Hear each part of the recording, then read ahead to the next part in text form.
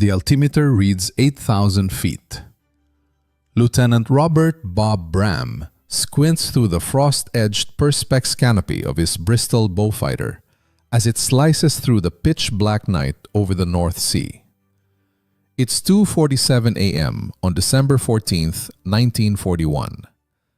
In the cramped rear compartment, Flight Sergeant William Sticks Gregory hunches over his charts, pencil scratching against paper, while he recalculates their position for the third time in 20 minutes. His hands are shaking, not from fear, but from the savage cold that claws through the aircraft's thin aluminum skin.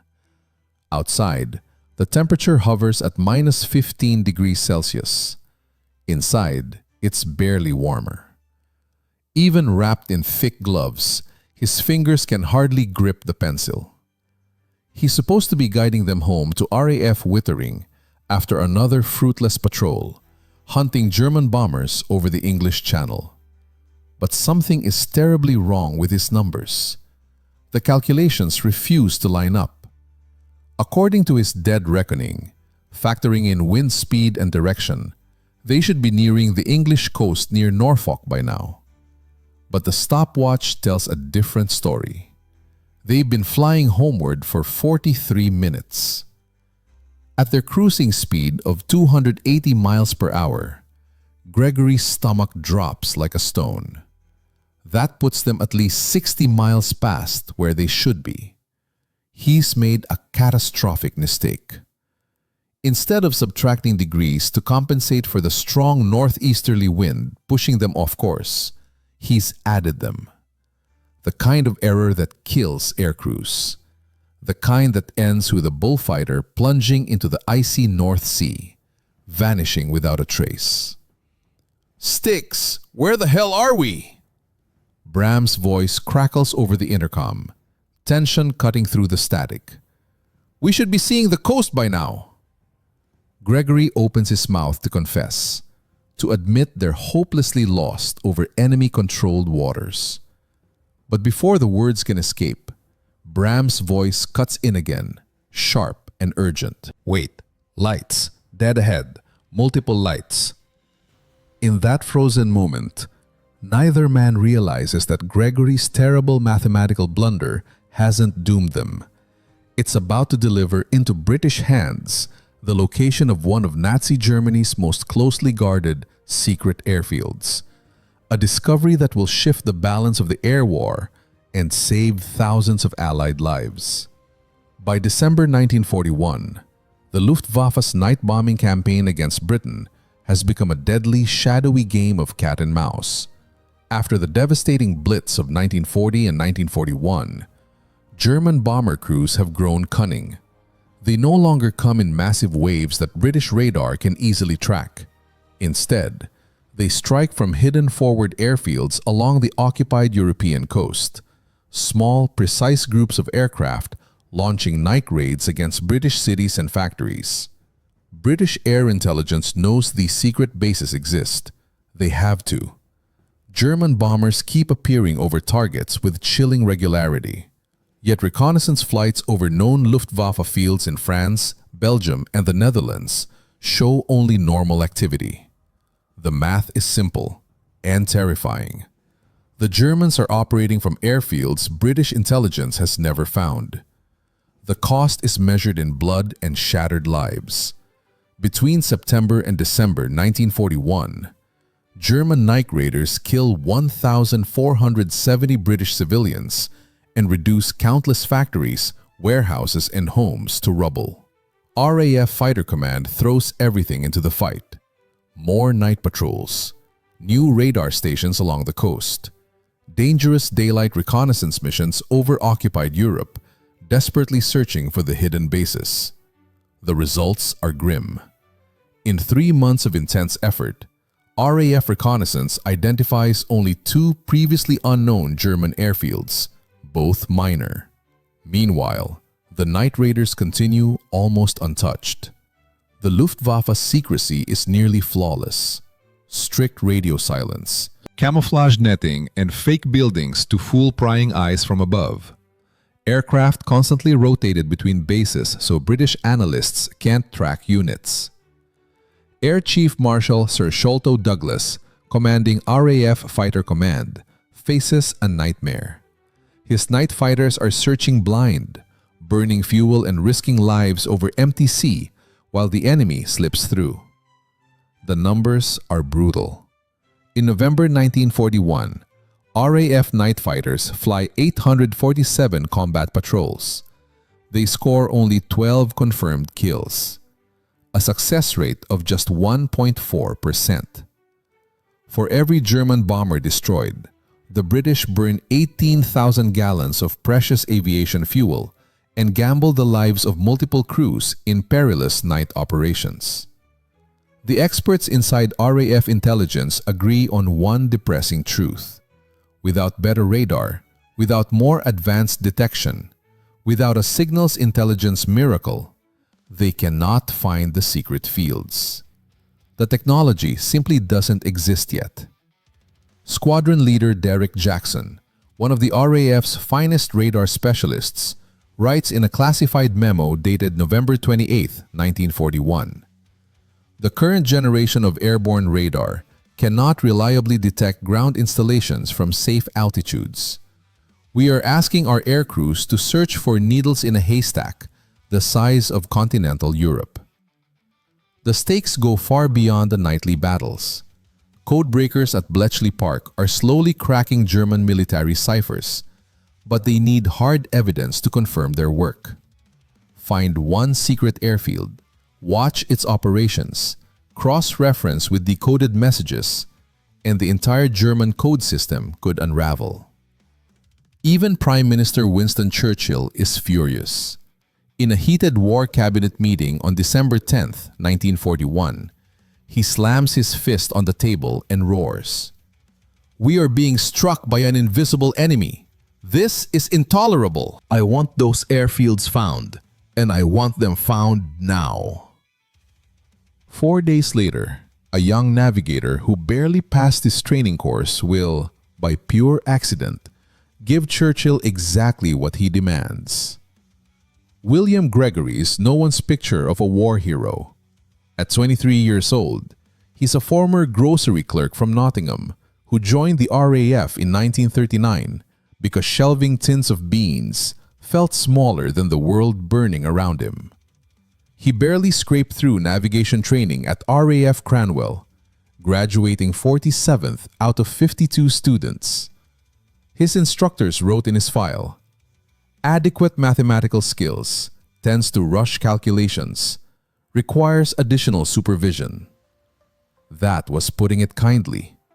Gregory knows he's no natural navigator. Some of his classmates could feel the stars in their bones, could dead reckon across oceans in their sleep. Not him. He has to fight for every heading, every correction. He carries a battered notebook crammed with formulas and wind tables, glancing at it constantly because the numbers slip away if he doesn't. His pilot, Lieutenant Robert Bram, is almost his mirror opposite. At 20 years old, Bram is already an ace, 7 confirmed kills glinting on his record. Cool as winter steel under fire. Decisive. Blessed with that rare gift that makes flying look effortless. Instructors still talk about the day he looped a trainer on his first solo just to see if he could. And yet, Bram never snaps at his navigator. While other pilots curse their backseaters for every wrong turn, Bram stays patient. He seems to understand that Gregory is giving everything he has, even when it isn't quite enough. On the night of December 14th, 1941, they're flying their third patrol of the week. Soul-crushing work. Take off from RAF Wittering at 11:30 p.m. Climb into the frozen dark. Spend hours carving search patterns over the North Sea. Eyes burning for shadows that might be German bombers or might be nothing at all. The cold is a living thing, seeping into bones, numbing thought. The only light is the faint green glow of the instrument panel and the occasional tear in the clouds revealing indifferent stars. Gregory's moment of truth doesn't come with a flash of genius. It comes with frantic rechecking in the face of disaster.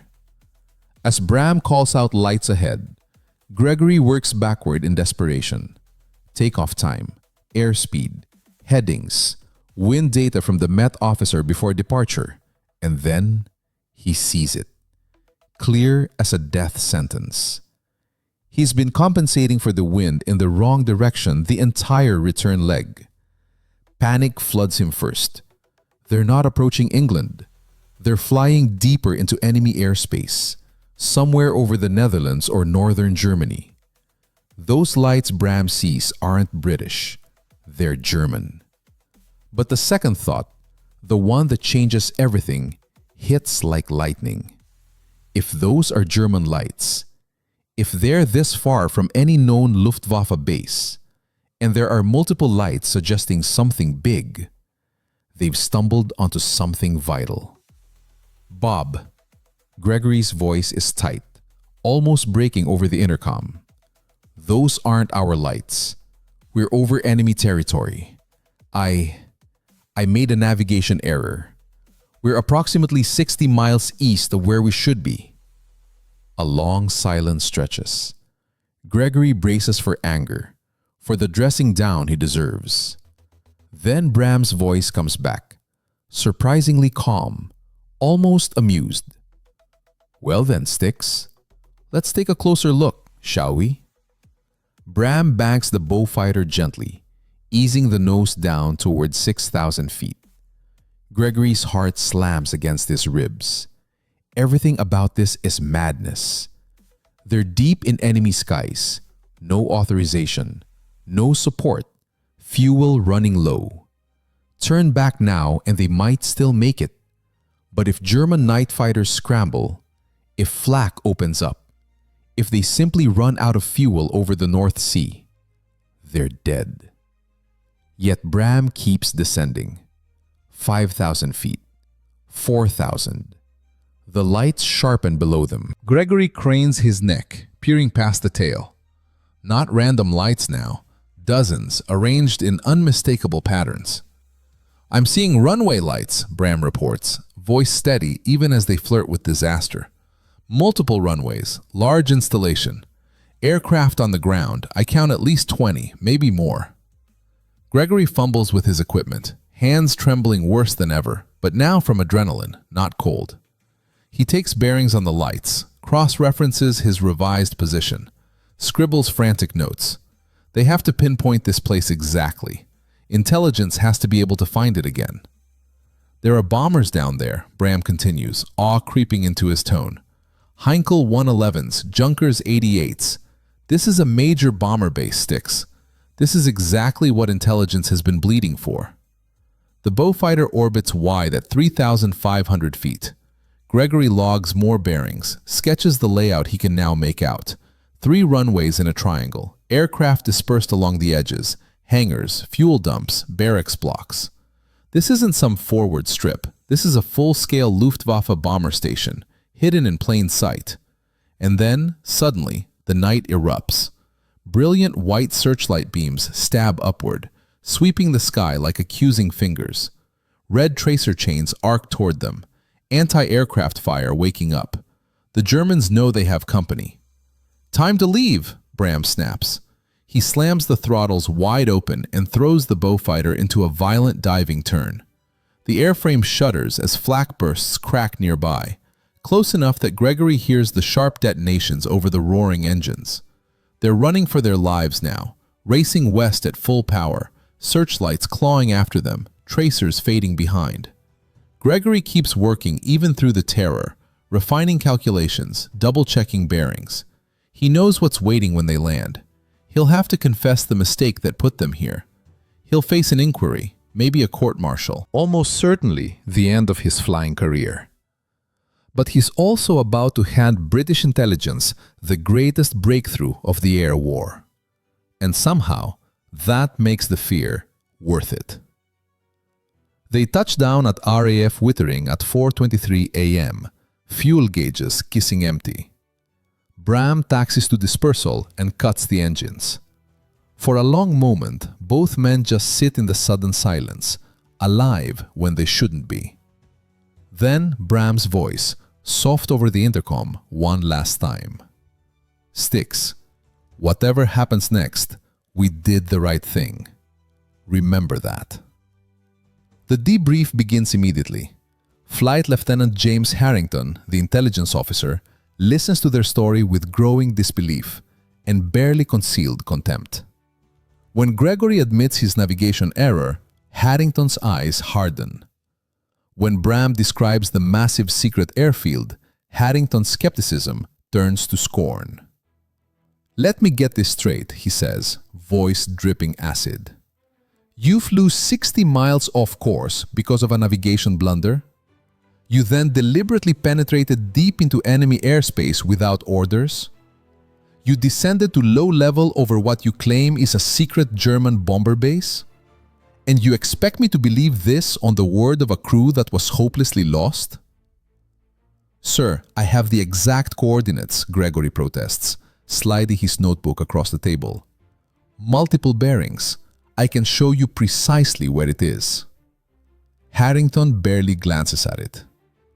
"Flight Sergeant, you've already admitted a catastrophic error. Why should I trust any calculation you made that night? For all I know, you spotted a Dutch civilian field and hallucinated the rest." The argument escalates. Bram, usually ice calm, raises his voice. "I know what I saw, sir. That was a major Luftwaffe installation. At least 20 bombers on the ground. At night, from 3,500 feet, while under fire," Harrington fires back, shaking his head. "Your report is noted, Lieutenant, but I cannot recommend action on such unreliable intelligence." He pauses, delivering the blow. "You're both grounded, pending full investigation into this unauthorized incursion." By breakfast, the story has ripped through the squadron, equal parts sympathy and ridicule for Gregory. Some navigators believe him. Others think he's spinning a wild tale to cover his mistake. The senior officer's verdict is clear. Gregory botched it, and now he's making excuses. But one man believes them. Wing Commander Basil Embry, the station commander. A maverick with a chest full of medals from his own reckless missions. He knows real intelligence sometimes arrives wrapped in chaos. When he reads Harrington's scathing report, he makes a decision that will rewrite history. December 15th, 1941. Wing Commander Basil Embry calls them all into his office. The air is thick with tension the moment they file in. Bram and Gregory still in their flying gear. Harrington with his arms crossed and a face like thunder. Squadron Leader Derek Jackson from Intelligence, and Group Captain Victor Beamish, the sector commander. Embry doesn't sit. He stands behind his desk, eyes sweeping the room like a hawk. "Gentlemen," he begins, voice low but edged with steel. "We have a potential intelligence breakthrough sitting in front of us, and I will not let it be buried just because it arrived in an unorthodox package." Harrington jumps in immediately. "Sir, with respect, we cannot base operational planning on a sighting from a crew that was admittedly lost.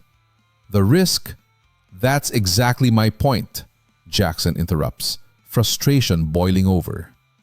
"We've chased every proper lead for months and found nothing but dead ends. Now we're supposed to believe a simple navigation mistake dropped a major German base in their lap? The odds are astronomical." The room explodes. Voices crash over each other. Harrington insists that sending aircraft on Gregory's coordinates would waste precious resources. Jackson argues that even if the field exists, the Germans will have cleared it the moment they were spotted. Beamish frets about losing irreplaceable reconnaissance machines on what could be a fool's errand. Embry lets the storm rage for 5 full minutes. Then he brings his hand down on the desk with a crack that silences every man. Enough! His eyes are fire. Here's what we're going to do. Tomorrow morning we send one single Spitfire to those coordinates. One aircraft, one sortie. If the airfield is there, we've just handed Churchill the biggest intelligence coup of the year. If it isn't, we've lost one reconnaissance flight. That is a gamble I am willing to take. He turns to Gregory, who feels the weight of every stare in the room. Flight Sergeant, you'd better be right about this, because if you're not, your career is finished. Gregory swallows, throat dry as sand. I'm right, sir. I stake my life on it. December 16th, 1941. Dawn breaks clear and bitterly cold over eastern England. At RAF Benson, Flight Lieutenant Anthony "Tony" Hill straps into his Spitfire Photo Reconnaissance Mark IV, a sleek, unarmed bird stripped of guns and painted pale blue to melt into the sky. His orders are simple. Fly to Gregory's coordinates, photograph whatever is there, get home alive. He's heard the gossip. Half the intelligence Wallace think this is a joke. The other half are praying the young navigator isn't. Hill lifts off at 8:47 a.m., climbs to 28,000 feet, and turns toward the Dutch coast. At that height, he's above most flak, the air thin and razor cold, the sky a perfect crystalline blue, ideal for cameras.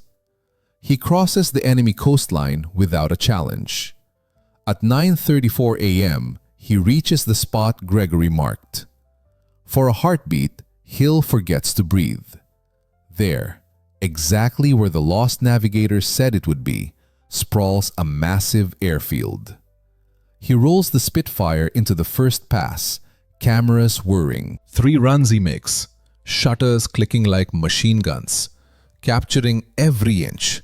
43 aircraft parked in dispersal, Heinkels and Junkers lined up like toys.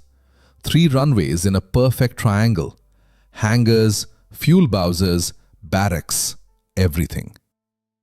When Hill touches down again at Benson at 11:12 a.m., he's grinning ear to ear. It's there, he tells the swarm of intelligence officers waiting on the tarmac. Everything they said, it's all there. This is the real thing. The films are rushed into the darkroom. By evening, the prints are on Air Chief Marshal Sholto Douglas's desk at Bentley Priory. The verdict is unanimous. This is Hilse Ryan Airfield in the Netherlands, a major Luftwaffe bomber station British intelligence never even suspected. Post-war German records will later confirm it was home to Kampfgeschwader 30, a Junkers 88 wing that had been hammering Britain by night since September. The impact hits like a thunderclap. Within 24 hours, RAF Bomber Command begins planning a full-scale raid. But first, watch and learn. For 3 weeks, reconnaissance Spitfires and Mosquitoes visit Hilse Ryan daily, mapping patterns, watching bombers depart and return. Signals intelligence listens to every whisper of radio traffic. The picture sharpens into perfect focus. This is one of the Luftwaffe's primary bases for night attacks on Britain. January 7, 1942. 48 Bristol Blenheims, escorted by Spitfires, strike Hilse Ryan in broad daylight. The attack is devastating. Bombs tear apart 2 hangars, rip up the main runway, destroy or cripple 17 German aircraft on the ground. 23 Germans killed, 41 wounded. Hilse Ryan is silenced for 11 precious days. But the true value runs far deeper than one raid. British intelligence now knows exactly what to hunt for. Coastal but not too close. Clever camouflage. Careful dispersal. Using Hilse Ryan as the template, they identify 3 more secret fields within a month. Leeuwarden in the Netherlands, Soesterberg near Utrecht, and Schiphol near Amsterdam. The numbers tell a story of sudden reversal. In the 3 months before Gilzer Ryan's discovery, German night bombers flew 347 sorties against Britain, losing only 3.7%. In the 3 months after the secret fields began taking punishment, sorties fall to 198. Losses climb to 8.4%. British night fighters, now patrolling where the enemy actually lives, improved their kill ratio by 127%. And the human toll on the home front? British civilian deaths from night bombing dropped from an average of 416 a month, September to December 1941, to 187 a month, January to March 1942. 687 British lives saved in just 3 months, directly because Gregory's mistake exposed the hidden bases. From the German side, a bomber pilot named Hermann Klaus Hübner, serving with Kampfgeschwader 30 at Gilzer Ryan, wrote in his diary after the January 7th raid, "The British have found us. Our sanctuary is no longer safe. We thought we were invisible, but somehow they have pierced our veil of secrecy. Morale is suffering. The men know we are now vulnerable, that the British bombers will return." And return they did. Between January and June 1942, RAF Bomber Command hits the 4 secret airfields 17 separate times. 127 German aircraft destroyed or damaged on the ground. 342 German personnel killed or wounded. Vital resources dragged away from offense to desperate defense. For Gregory and Bram, vindication arrives quietly, but danger keeps knocking. They are taken off the grounded list and sent straight back to night patrols, now armed with priceless knowledge of where the bombers rise from. February 23, 1942. Bram bags a Heinkel 111 near Gilzer Ryan, his 8th kill. By war's end, he will be one of the RAF's top night fighter aces, 29 confirmed victories lighting his score. Gregory stays as his navigator through 1942 and into 1943. Despite that shaky beginning, he grows into one of the most trusted backseaters in the command. Later evaluations read, has developed into an exceptional navigator. Attention to detail and constant double-checking make him a model for others. In March 1942, a letter arrives from a Blenheim pilot Gregory has never met, Flight Lieutenant Michael Stevens, who bombed Gilzer Ryan on January 7th. Stevens writes, "We destroyed German bombers that would have killed British civilians. We disrupted operations that would have cost British lives. Because of your discovery, because you admitted your mistake and reported what you saw, my crew and I came home safely. Because of you, we came home." The full ripple of William Gregory's accidental discovery wouldn't be known until after the war, when British intelligence finally unlocked its secret files in 1949. Historians pored over the documents, and they were stunned. That one freezing night in December 1941 had set off a chain reaction no one could have predicted. The unmasking of Gilzer Ryan didn't just give the RAF 4 hidden airfields, it handed them a master key. By the end of 1942, using the patterns learned from Gilzer Ryan, location, camouflage, dispersal, Allied photo interpreters had uncovered 17 additional secret or heavily disguised Luftwaffe bases across occupied Europe. 17. The techniques sharpened at Gilzer Ryan became doctrine. How the Germans chose their secret sites, how they hid runways under netting and fake farmland, how they scattered aircraft to fool the cameras. Those lessons were taught, refined, and turned into standard practice for every Allied reconnaissance interpreter. And they didn't stop at airfields. The same methods were used to hunt V-weapon sites, submarine pens, coastal radar stations. The numbers are almost too big to grasp. Between January 1942 and May 1945, Allied bombers flew 347 raids against airfields first identified through the Hilse Reichen method. Those raids destroyed or damaged 4,127 German aircraft, most caught helpless on the ground. They killed or wounded 11,430 German personnel. They forced the Luftwaffe to pull countless fighters and guns away from the front lines just to guard their own bases. Air Chief Marshal Sir Sholto Douglas, in his post-war memoirs published in 1963, wrote words that still ring clear. The discovery of Hilse Reichen was a turning point in the air war over Europe.